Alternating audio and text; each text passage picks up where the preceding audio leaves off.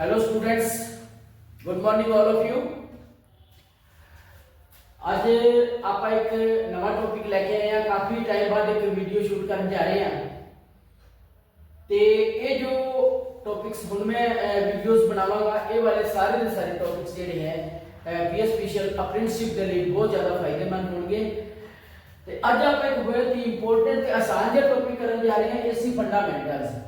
ਤਾਂ ਇਸ ਤੋਂ ਪਹਿਲਾਂ ਕਿ ਮੈਂ ਟੌਪਿਕ ਸਟਾਰਟ ਕਰਾਂ, ਏਸੀ ਬਾਰੇ ਗੱਲ ਕਰਾਂਗਾ ਕਿ ਆਪਣੇ ਕੋਲੇ एसी का मतलब है अल्टरनेटिव करंट्स। तो एसी आधारभूत या एसी फंडामेंटल्स की होंगे, ਇਹਦੇ ਨਾਲ ਕੀ ਟਰਮਸ ਯੂਜ਼ ਹੋਣਗੀਆਂ। ਤੇ ਸਭ ਤੋਂ ਪਹਿਲਾਂ ਆਪਾਂ ਗੱਲ ਕਰਾਂਗੇ ਵੀ what is AC, alternative current ਹੈ ਕੀ। ਤਾਂ ਆਪਾਂ एसी ਦੀ ਡੈਫੀਨੇਸ਼ਨ ਜਦੋਂ ਲਿਖਦੇ ਆ ਤਾਂ एसी मतलब ਜਿਸ ਦੀ ਦਿਸ਼ਾ ਅਤੇ मान एक निश्चित समय बाद बदलता रहे, एक निश्चित समय बाद बदलता रहे।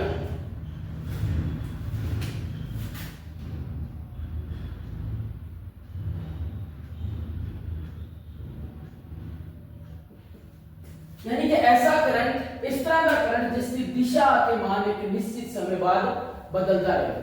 ਜਦੋਂ ਆਪਾਂ ਏਸੀ ਦੀ ਵੇਵ ਸ਼ੇਪ ਦੇਖਦੇ ਹਾਂ ਕਦੇ ਵੀ ਤਾਂ ਇਸ ਤਰ੍ਹਾਂ ਆਪਾਂ ਵੇਵ ਸ਼ੇਪ ਡਰਾ ਕਰਦੇ ਹਾਂ ਜੀ ਬਈ। ਇਧਰ ਆਪਾਂ टाइम पीरियड ले लिए, टाइम ले लिए और इधर आप करंट या वोल्टेज ले लिए, करंट या वोल्टेज ले लिए। तो आप जो ग्राफ ड्रा करते हैं एसी का जिन्होंने आप साइन वेव कहते हैं, वेव शेप कहते हैं, तो इस तरह की वेव शेप आपको देखने को मिलती है।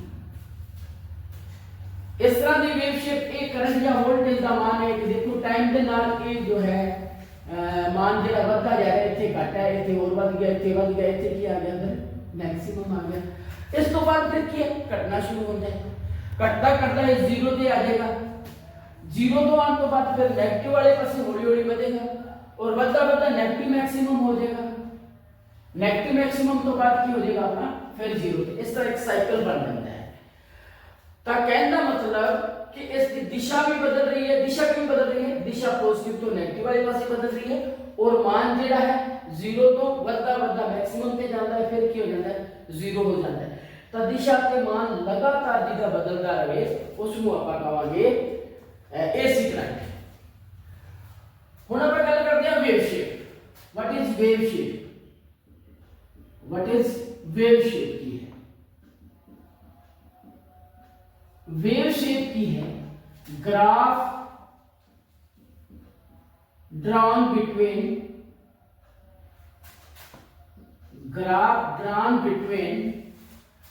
एसी करंट और voltage and time. AC current और वोल्टेज एंड टाइम। करंट ਅਤੇ वोल्टेज ਵਿਚਕਾਰ, करंट ਜਾਂ वोल्टेज ਅਤੇ समय ਵਿਚਕਾਰ ਡਰਾ ਕੀਤੇ ਗ੍ਰਾਫ ਨੂੰ ਆਪਾਂ ਕਹਾਂਗੇ ਵੇਵ ਸ਼ੇਪ। ਤਾਂ ਏਸੀ ਦੀ ਵੇਵ ਸ਼ੇਪ ਜਿਹੜੀ ਹੈ ਉਹਨੂੰ ਆਪਾਂ ਸਾਈਨੋਸੋਇਡਲ ਵੇਵ ਕਹਿੰਦੇ ਆ। ਏਸੀ ਦੀ ਵੇਵ ਸ਼ੇਪ ਨੂੰ ਕਹਿੰਦੇ ਆ ਸਾਈਨੋਸੋਇਡਲ ਵੇਵ ਸ਼ੇਪ।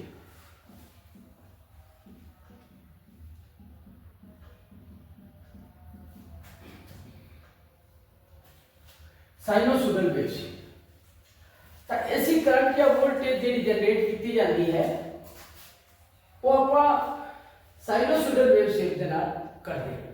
उसका रीजन ये है कि जो एसी की साइन वेव है ਉਹਦੇ ਨਾਲ काफी सारे फायदे हैं। बाकी वेव्स ਆਪਾਂ बहुत सारी वेव्स होती हैं, स्क्वायर वेव्स है, रेक्टेंगल वेव है, ट्रायंगल वेव्स है, बहुत सारी वेव शेप होंगी, बट आप साइनोसोइडल वेव को प्रेफर करते हैं। उसका रीजन मेन रीजन ये है कि इस तरह की वेव शेप वाला करंट या करंट जो ਜਦੋਂ ਕਿਸੇ ਕੰਡਕਟਰ ਵਿੱਚੋਂ ਚੱਲਦਾ ਹੈ, ਕਿਸੇ ਲਾਈਨ ਦੇ ਵਿੱਚੋਂ ਚੱਲਦਾ ਹੈ, ਕਿਸੇ ਮਸ਼ੀਨਰੀ ਦੇ ਵਿੱਚੋਂ ਚੱਲਦਾ ਹੈ ਤਾਂ ਉਹਦੇ ਵਿੱਚ ਕੀ ਹੁੰਦਾ ਹੈ ਕਿ ਕੋਈ ਲਾਈਨ ਹੈ ਉਹਦੇ ਵਿੱਚ ਏਸੀ ਚੱਲ ਰਿਹਾ ਹੈ। तो जेकर साइन वेव है तो नैबरिंग कोई कम्युनिकेशन लाइन है, कोई नाल कोई लाइन चल रही है तो उहदे च डिस्टरबेंस घट तो घट पैदा करेगा।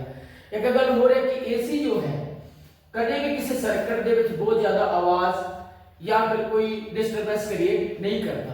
और ऐसी साइनसोइडल वेव जो आप लेने हैं तो मशीनां दी एफिशिएंसी भी बढ़ जाती है और लॉसेस भी होने कट जाते हैं। तो दैट इज व्हाई कि आप साइनसोइडल वेव भी क्यों प्रेफर करते हैं, रेक्टेंगुलर वेव नहीं लेंगे आप, ट्रायंगुलर वेव नहीं लेंगे, सिर्फ आप की करना है साइनसोइडल वेव को प्रेफर करना है ऐसे जनरेट करने के लिए।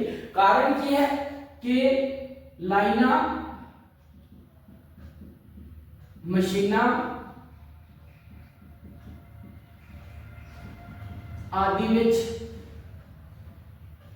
घट तो घट डिस्टरबेंस पैदा करना है, डिस्टरबेंस पैदा करना है। यानी कि जेकर साइनसोइडल वेव दे विच चलेगा कोई करंट या वोल्टेज तो बहुत ही घट डिस्टरबेंस पैदा करेगा। नाल कोई टेलीफोन की लाइन जा रही है, कोई होर जा रही है तो ओदे विच भी कोई ज्यादा इंटरफेरेंस नहीं करेगा। तो that is why we prefer sinusoidal wave for AC generation. अब हम गल करांगे भी एसी पैदा किवें हुंदी है। एसी पैदा करने के लिए आप यूज करते हैं अल्टरनेटर। तो एसी पैदा करने के लिए एक मशीन है जिसको आप की कह दिता अल्टरनेटर। तो अल्टरनेटर नाल एसी पैदा होती है।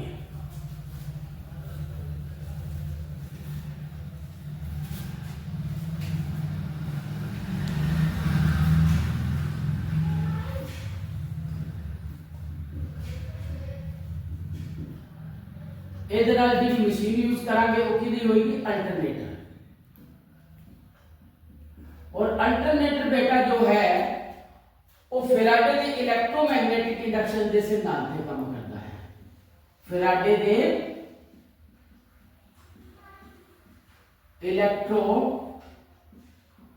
इलेक्ट्रोमैग्नेटिक इंडक्शन के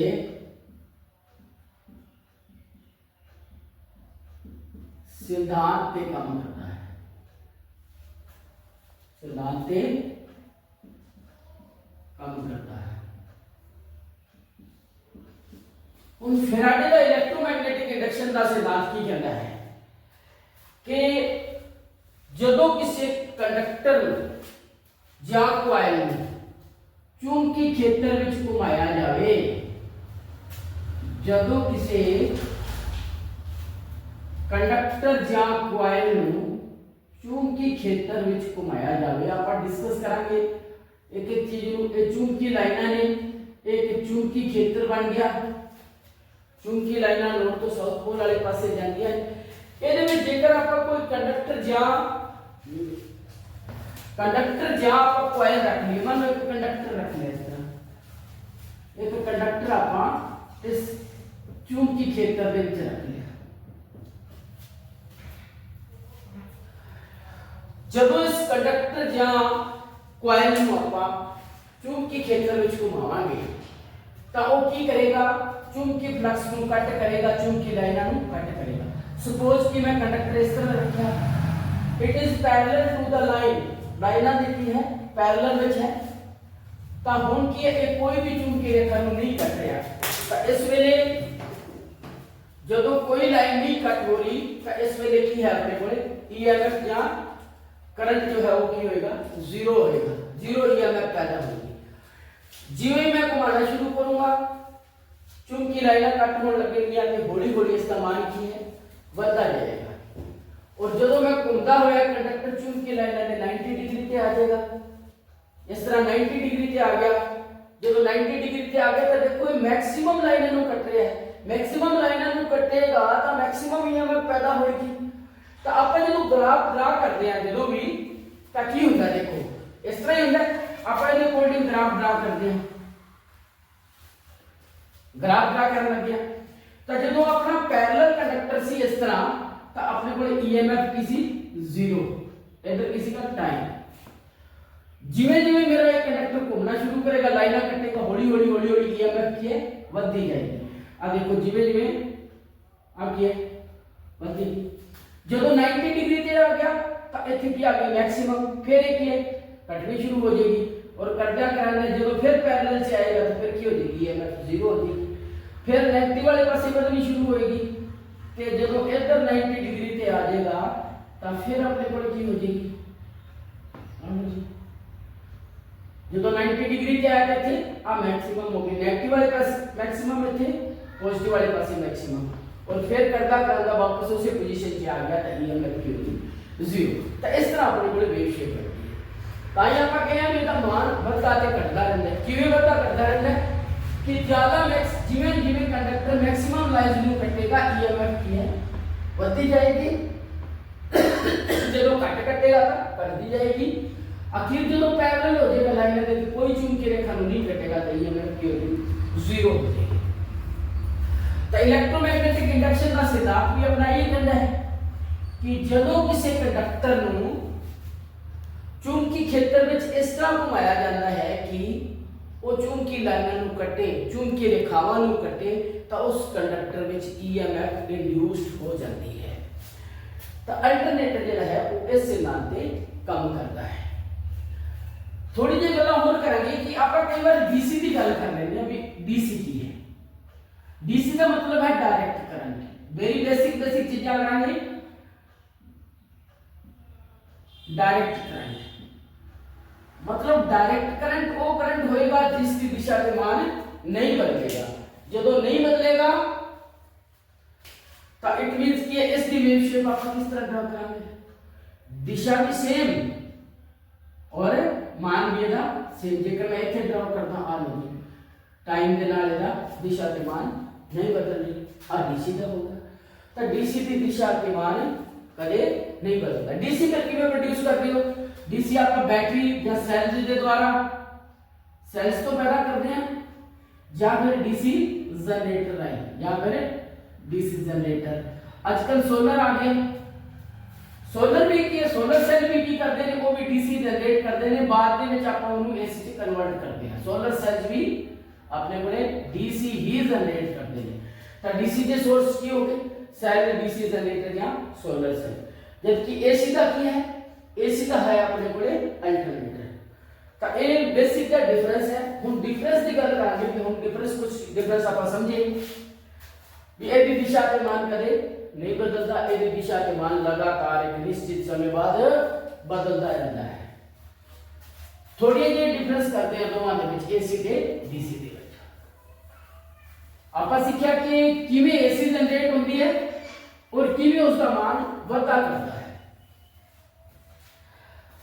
तो डिफरेंस की गल कर लेने, एक पास आप डीसी लिख लेने, एक पास लिख लेने एसी। देखो एसी की होएगा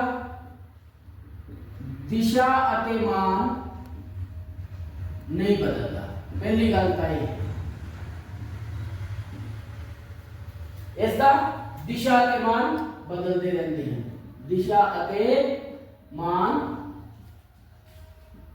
बदलते रहते हैं, पहली गल तो यह है। दूसरी गल आप पढ़ी भी ये जरा है, ਇਹਦਾ सोर्स की है डीसी जनरेटर, सेल्स या फिर सोलर सेल। इसको आप पैदा करते हैं। ਇਹਦਾ ਕੀ ਕਿਹਾ ਸੀ ਆਪਾਂ ਅਲਟਰਨੇਟਰ। एसी पैदा कर लिए अपने को की चाहिए है अपन अल्टरनेटर की जरूरत होती है। अगली गल करते हैं आप इसकी फ्रीक्वेंसी, एस दी फ्रीक्वेंसी 0 होती है, डीसी की फ्रीक्वेंसी की होती है 0 होती है, एस दी 0 नहीं होती। इंडिया की स्टैंडर्ड फ्रीक्वेंसी यदि है 50 हर्ट्ज, यदि कितने हैं 50 हर्ट्ज। अगली गल करांगे कि इस नु स्टेप अप नहीं कर सकते ट्रांसफार्मर के नाल, ना स्टेप डाउन कर सकते, जबकि एसी नु स्टेप अप या स्टेप डाउन किया जा सकता है। अर्थात इसका मान ट्रांसफार्मर की मदद नाल नहीं घटाया बढ़ाया जा सकता, नहीं घटाया या बढ़ाया जा सकता।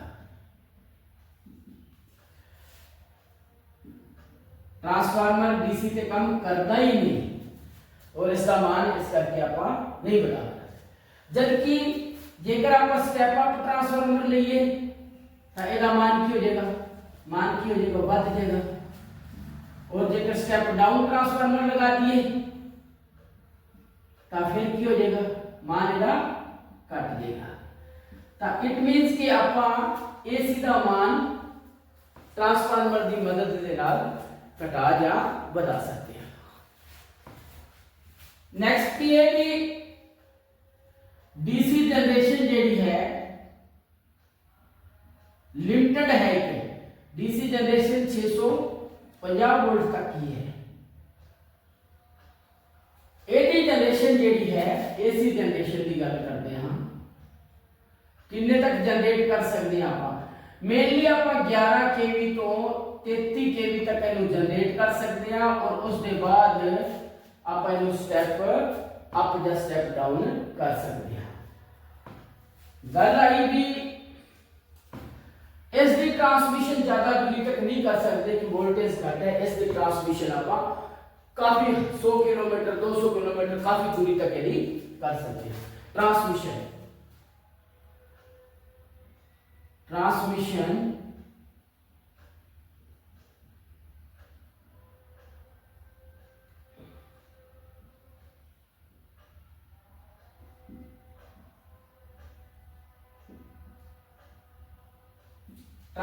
ज्यादा दूरी तक नहीं की जा सकती। इसकी ट्रांसफॉर्मेशन जी है वोल्टेज का लेवल बढ़ा के, वोल्टेज का लेवल बढ़ा के बहुत दूरी तक, बहुत ज्यादा दूरी तक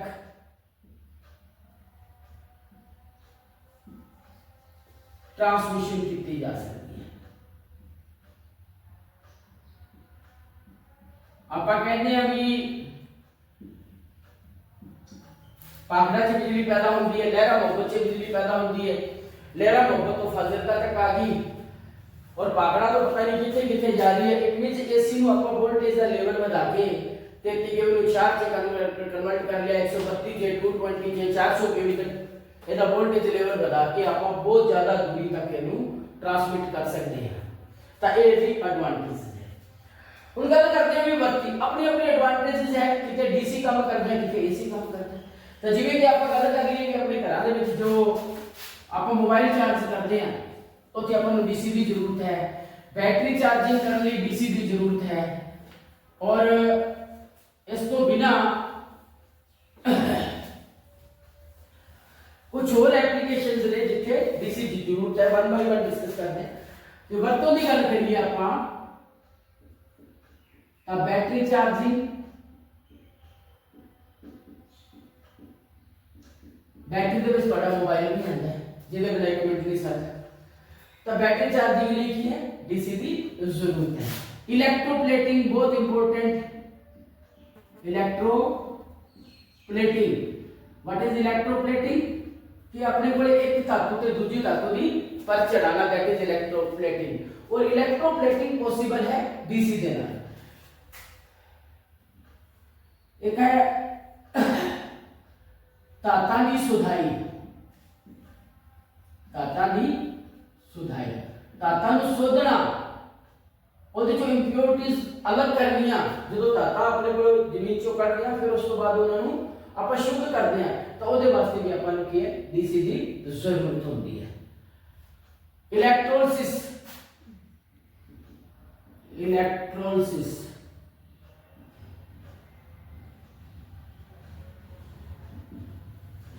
तो ये होगी एप्लीकेशन है जिथे डीसी एसी की है। एसी अपने घरां दे विच यूज हो रहा है, लाइटिंग के लिए यूज हो रहा है। एसी अपनी इंडस्ट्रीज दे विच यूज हो रहा है। एसी जिहड़ा है अपनी मोटरां दे लिए खेतां दे विच यूज होता है। तो एसी किथे किथे यूज हो सकता है, किथे हो रहा है घरां, दुकाना, फैक्ट्रियां। इस तो बिना गल करिए तो हर थां ते एसी यूज होता है, खेतीबाड़ी एंड मेनी अदर एप्लीकेशंस। तो एसी दी एप्लीकेशंस की ने बहुत ज्यादा ने। So this is the basic difference between AC and DC. अपन पता होई भी AC ਦੀ ਕਿਤੇ ਜ਼ਰੂਰਤ ਹੈਗੀ ਹੈ, DC ਦੀ ਕਿਤੇ ਜ਼ਰੂਰਤ ਹੈ, ਇਹਦੀਆਂ ਕੀ ਐਪਲੀਕੇਸ਼ਨਸ ਨੇ, ਇਹਦੀਆਂ ਕੀ ਡਰਾਬੈਕਸ ਨੇ, ਤਾਂ ਇਹ ਸਾਰੀਆਂ ਗੱਲਾਂ ਆਪਾਂ ਨੂੰ ਪਤਾ ਹੋਣੀਆਂ ਚਾਹੀਦੀਆਂ ਨੇ ਕਿਉਂਕਿ ਜਦੋਂ ਅਪ੍ਰੈਂਟਿਸ ਦਾ ਪੇਪਰ ਆਉਂਦਾ ਅਪ੍ਰੈਂਟਿਸਸ਼ਿਪ ਦੇ ਵਿੱਚ ਜਨਰਲ ਗੱਲਾਂ ਪੁੱਛੀਆਂ ਜਾਂਦੀਆਂ ਨੇ, ਉੱਥੇ ਬਹੁਤ ਜ਼ਿਆਦਾ ਨੂਮੈਰੀਕਲ ਜਾਂ ਕੰਪਰੀਹੈਂਸਿਵ ਚੀਜ਼ਾਂ ਜਿਹੜੀਆਂ ਨੇ ਉਹ ਨਹੀਂ ਆਉਂਦੀਆਂ। ਆਪਣਾ ਬੇਸਿਕ ਜਿਹੜਾ ਹੈ ਉਹ ਬਿਲਕੁਲ ਸਟਰੋਂਗ ਹੋਣਾ ਚਾਹੀਦਾ ਹੈ ਔਰ ਬੇਸਿਕ ਦਾ ਮਤਲਬ ਹੈ ਤੁਹਾਨੂੰ ਇੱਕ ਟਰਮ ਜਿਹੜੀ ਹੈ ਉਹਦੀ ਨੌਲੇਜ ਹੋਵੇ। कुछ टर्म्स आगे करते हैं आप ऐसी ਦੀਆਂ ਆਪਾਂ ਗੱਲ ਕੀਤੀ ਵੇਵ ਸ਼ੇਪ ਦੀ। ਵੇਵ ਸ਼ੇਪ ਤੋਂ ਬਾਅਦ ਇੱਕ ਮੈਂ ਸ਼ਬਦ ਪਾਣਾ cycle. Cycle, what is cycle?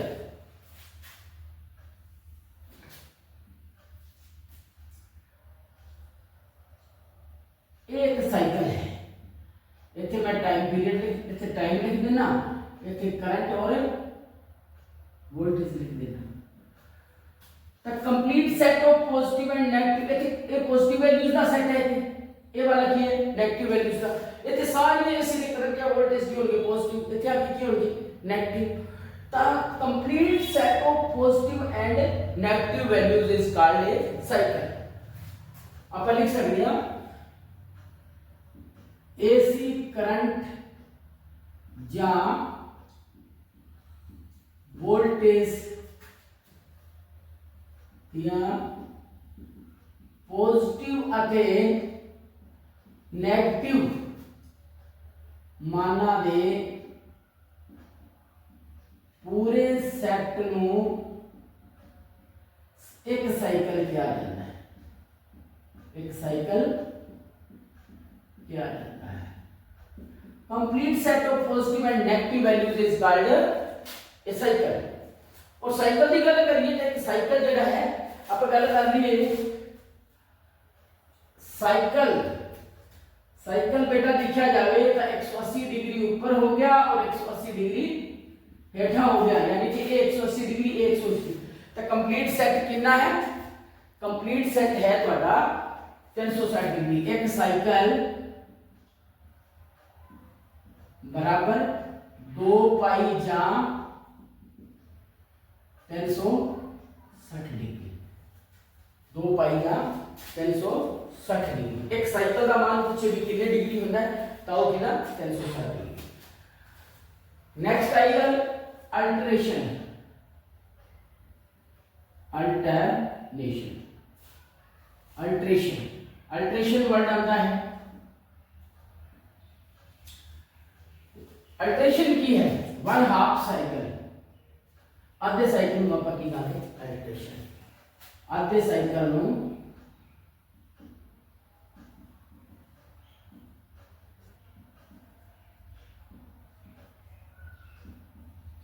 Alteration क्या करना है। ता एक अल्टरेशन कितने बराबर होएगा फिर पाई जा 180 डिग्री, पाई जा 180 डिग्री। ये वाला आधा साइकिल पॉजिटिव हो या नेगेटिव हो, आ वाला इतो तक आधा साइकिल हो गया। अगले वाला की है आधा साइकिल हो गया। ए भी 180 डिग्री का होएगा, ए भी 180 degree. 1/2 cycle is called alternation. Next बात करते हैं फ्रीक्वेंसी की। नोट्स बनाने हैं बढ़िया बढ़िया, अपने साफ सुथरे सोने सोने नोट्स बनाने हैं ताकि अगली बार बुक खोलने की जरूरत अपन ना पवे, तो आप ऐसी फंडामेंटल देना है इसमें ही कंप्लीट कर पाएंगे। अगला बन जाएगा मेरा फ्रीक्वेंसी। टर्म है फ्रीक्वेंसी। बेटा फ्रीक्वेंसी के कई नाम ने, इन्हों आवर्ती भी कह देते हैं, आवर्ती या फिर बारंबारता भी कह देते हैं। बारंबारता यानी कि बार बार आना। What is frequency? ता एसी करंट या वोल्टेज द्वारा एक सेकंड में पूरे कीते साइकिलों की संख्या, एसी करंट या वोल्टेज एक सेकंड में इस तरह के कितने साइकिल पूरा करता है, दैट इज कॉल्ड फ्रीक्वेंसी या आवर्ती। AC current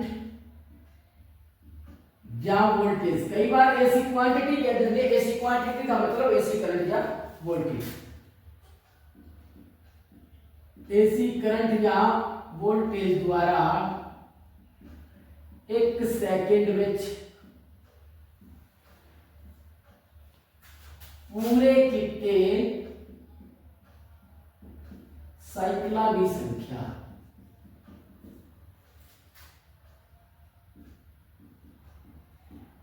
number of cycles made by an alternating quantity in 1 second is called frequency। इस ਨੂੰ f ਨਾਲ ਲਿਖਿਆ ਜਾਂਦਾ ਹੈ, ਇਸ ਨੂੰ f ਨਾਲ ਲਿਖਿਆ ਜਾਂਦਾ ਹੈ। ਇਸ ਦੀ ਇਕਾਈ ਦੀ ਗੱਲ ਕਰਦੇ ਹਾਂ ਵੀ ਕਿਹਦੇ ਚ ਮਾਪੋਗੇ ਇਹਨੂੰ, ਤਾਂ ਇਸ ਦੀ ਇਕਾਈ ਸਾਈਕਲ ਪ੍ਰਤੀ ਸੈਕਿੰਡ, साइकिल पर सेकंड या फिर हर्ट्ज है, या फिर हर्ट्ज है। हर्ट्ज ਨੂੰ ਆਪਾਂ ਇਸ ਤਰ੍ਹਾਂ hz ਲਿਖ ਦਿੰਦੇ ਹਾਂ। ਕਈ ਵਾਰ ਸਾਈਕਲ ਪਰ ਸੈਕਿੰਡ ਨੂੰ ਇਸ ਤਰ੍ਹਾਂ ਵੀ ਲਿਖ ਦਿੱਤਾ ਜਾਂਦਾ ਹੈ। ਤਾਂ ਇੰਡੀਆ ਦੀ ਸਟੈਂਡਰਡ ਫ੍ਰੀਕੁਐਂਸੀ ਜਿਹੜੀ ਹੈ ਉਹ 50 ਹਰਟਜ਼ ਹੈ, ਅਰਥਾਤ ਇੰਡੀਆ ਦੇ ਵਿੱਚ ਜਿਹੜੀ ਏਸੀ ਜਨਰੇਟ ਹੁੰਦੀ ਹੈ ਉਹ 1 ਸੈਕਿੰਡ ਦੇ ਵਿੱਚ ਇਸ ਤਰ੍ਹਾਂ ਦੇ 50 ਸਾਈਕਲ ਪੂਰਾ ਕਰਦੀ ਹੈ। ਇਸ ਕਰਕੇ ਉਹਦੀ ਫ੍ਰੀਕੁਐਂਸੀ ਕਿੰਨੀ ਹੈ, 50 हर्ट्ज। तो इंडिया की standard frequency, standard frequency 50 hertz. कई बार इन्हें 50 साइकिल पर सेकंड लिख दिए तो भी ठीक है। तो ये गल इंडिया की हुई, तो इंडिया के विच ये नहीं, जेकर तुहानू पंजाब की फ्रीक्वेंसी पूछ रहे तो पंजाब की भी होगी, राजस्थान की भी होगी, हरियाणा की भी होगी, यूपी की भी फ्रीक्वेंसी कितनी होगी, 50 हर्ट्ज। तो पजल नहीं होना, इंडिया की स्टैंडर्ड फ्रीक्वेंसी 50 हर्ट्ज है। तो all over India they which any state, any city, any village, any home, तो हर एक की फ्रीक्वेंसी कितनी होगी, 50 हर्ट्ज। नेक्स्ट गल करते हैं अपन टाइम पीरियड। टाइम पीरियड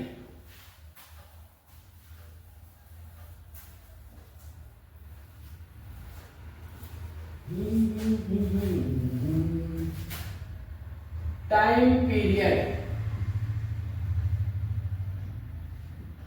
इन्हें बेटा टी ना लिखना है। What is time period? AC current या वोल्टेज ਨੂੰ एक साइकिल पूरा करने में जो समय लगता है that is called time period. AC current या वोल्टेज ਨੂੰ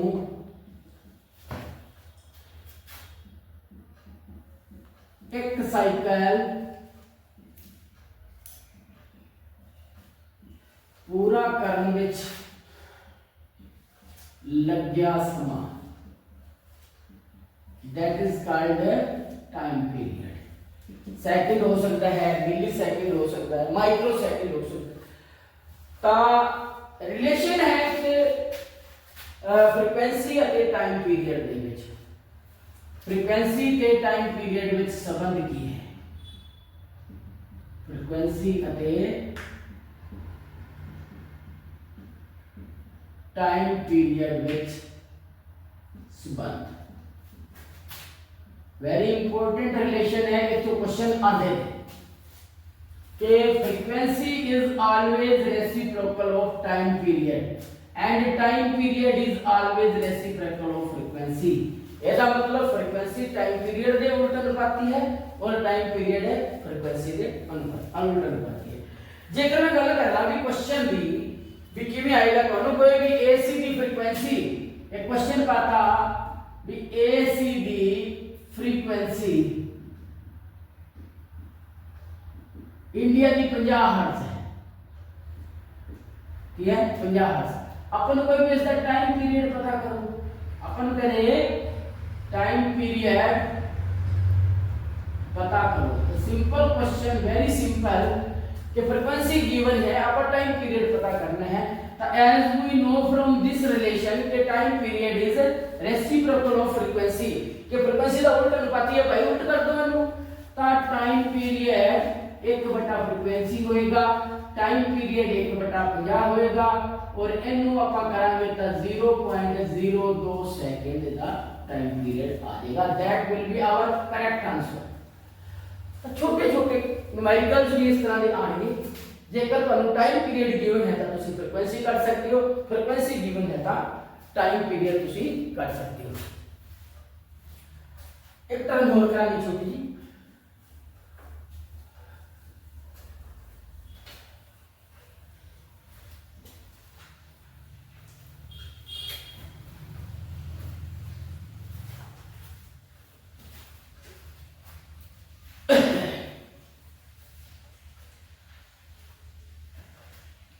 एक शब्द आता है एम्पलीट्यूड। एम्पलीट्यूड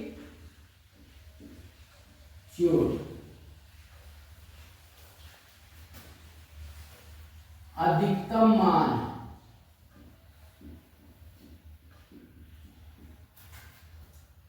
पीक मान। ये सारे इको ही चीज के नाम ने। एम्पलीट्यूड अधिकतम मान, पीक मान, amplitude, peak value, maximum value, तो सारी इको चीज है। तो ਜਦੋਂ ਆਪਾਂ ਇਹ ਗੱਲ ਕੀਤੀ ਸੀ एसीडी वेव शेप ਦੀ, एसीडी वेव शेप ਦੇ ਵਿੱਚ ਆਪਾਂ ਇਸ ਤਰ੍ਹਾਂ ਕਿਹਾ ਸੀ ਕਿ ਇਸ ਤਰ੍ਹਾਂ ਇਹਦਾ मान ਇਹਦਾ ਘਟਦਾ ਵੱਧਦਾ ਰਹਿੰਦਾ ਹੈ। ਇਹ ਹਾਲ ਹੈ। ਤਾਂ ਆ ਦੇਖੋ that is maximum top value. ਕਿਸੇ ਸਾਈਕਲ ਵਿੱਚ एसी करंट या वोल्टेज ਦੇ अधिकतम मान, मैक्सिमम मान, टॉप वैल्यू, मैक्सिमम वैल्यू या एम्पलीट्यूड क्या जाता है। किसे साइकिल विच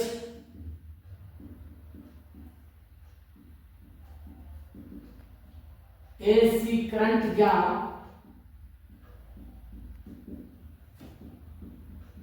वोल्टेज दे अधिकतम मान, अधिकतम मतलब ਵੱਧ ਤੋਂ ਵੱਧ, इस तो ज्यादा नहीं हो सकता। और अधिकतम मान ਨੂੰ ਕੀ ਕਿਹਾ ਜਾਂਦਾ ਹੈ? एम्पलीट्यूड, मैक्सिमम वैल्यू या फिर टॉप वैल्यू या फिर पीक वैल्यू या फिर peak value. These are the various names of a single terms। Amplitude, अधिकतम मान, पीक मान, ये सारे इको चीजें नाम ने क्या जाता है। हुण गल आई भी ये पॉजिटिव है या नेगेटिव। ਤਾਂ ਜੇਕਰ ਆਪਾਂ ਇਸ ਸਾਈਕਲ ਦੀ ਗੱਲ ਕਰਾਂਗੇ ਤੇ ਇੱਥੇ ਮੈਕਸਿਮਮ मान ਕੀ ਹੋਏਗਾ? ਪੋਜ਼ਿਟਿਵ। ਇੱਥੇ ਗੱਲ ਕਰਾਂਗੇ ਤਾਂ ਇੱਥੇ ਕੀ ਹੋਏਗਾ? ਮੈਕਸਿਮਮ मान नेगेटिव होएगा। ਤਾਂ मैक्सिमम मान पॉजिटिव भी हो सकता है ਤੇ नेगेटिव भी हो सकता है। ਤਾਂ जो ਆਪਾਂ ਬਾਅਦ ਦੇ ਵਿੱਚ ਪੜਾਂਗੇ ਇਹ ਵਾਲੇ ਅਲੱਗ-ਅਲੱਗ मान, ਇਹ ਵਾਲੇ ਅਲੱਗ-ਅਲੱਗ मान, ਇਹ ਵਾਲੇ ਅਲੱਗ-ਅਲੱਗ मान, ਇਹ ਵਾਲੇ ਅਲੱਗ-ਅਲੱਗ मान, ਇਹਨੂੰ ਆਪਾਂ ਮੈਕਸਿਮਮ ਨਾਮ ਦੇਤਾ। ਇਹ ਵਾਲੇ मान ਨੇ ਇਹਨਾਂ ਨੂੰ ਕੀ ਨਾਮ ਦਿਆਂਗੇ? ਇਹ ਵੀ ਇੱਕ ਟਰਮ ਆਏਗੀ ਕਿ ਆਪਾਂ ਜੇਕਰ ਪੂਰੇ ਸਾਈਕਲ ਦੀ ਗੱਲ ਕਰ ਲਈਏ ਫਿਰ ਆਪਣੇ ਕੋਲ ਬਹੁਤ ਸਾਰੇ मान ਆਉਂਦੇ ਨੇ, ਨੰਬਰ ਆਫ ਵੈਲਿਊਜ਼ ਆਉਂਦੀਆਂ ਨੇ ਏਸੀ ਦੀਆਂ, और वो ਜਿਹੜੀਆਂ ਛੋਟੀਆਂ ਛੋਟੀਆਂ ਅਲੱਗ-ਅਲੱਗ ਵੈਲਿਊਜ਼ ਨੇ ਉਹਨਾਂ ਨੂੰ ਆਪਾਂ ਇਨਸਟੈਂਟੇਨੀਅਸ ਵੈਲਿਊਜ਼ ਕਹਾਂਗੇ। ਕੀ ਕਹਾਂਗੇ? ਅਲੱਗ-ਅਲੱਗ ਹੋਰ ਵੈਲਿਊਜ਼ ਜਿਹੜੀਆਂ ਨੇ ਇਹਨਾਂ ਨੂੰ ਕਹਾਂਗੇ ਆਪਾਂ ਇਨਸਟੈਂਟੇਨੀਅਸ ਵੈਲਿਊ। ਤਾਂ ਇਸ ਤਰ੍ਹਾਂ ਆਪਾਂ एसी फंडामेंटल्स ਦਾ ਜੋ ਟੌਪਿਕ ਹੈ ਉਸ ਨੂੰ ਅਗਲੀ ਵੀਡੀਓ ਦੇ ਵਿੱਚ ਅੱਛੀ ਤਰ੍ਹਾਂ ਕਵਰ ਕਰਾਂਗੇ। ਤਦ ਤੱਕ ਜਿਹੜਾ ਹੈ ਇਸ ਵੀਡੀਓ ਨੂੰ ਅੱਛੀ ਤਰ੍ਹਾਂ ਸਮਝਣਾ ਹੈ, ਆਪਦੇ ਨੋਟਸ ਤਿਆਰ ਕਰਨੇ ਹੈ। ਅਗਲੀ ਵੀਡੀਓ ਜਿਹੜੀ ਹੈ ਇਹਨੂੰ ਕੰਪਲੀਟ ਕਰਾਂਗੇ ਆਪਾਂ ਔਰ ਜਲਦੀ ਤੁਹਾਡੇ ਸਾਹਮਣੇ ਇਹ ਅਗਲੀ ਵੀਡੀਓ ਹੋਏਗੀ। ਤਾਂ ਬਹੁਤ ਬਹੁਤ ਥੈਂक्स। पढ़ते रहो, आगे बढ़ते रहो।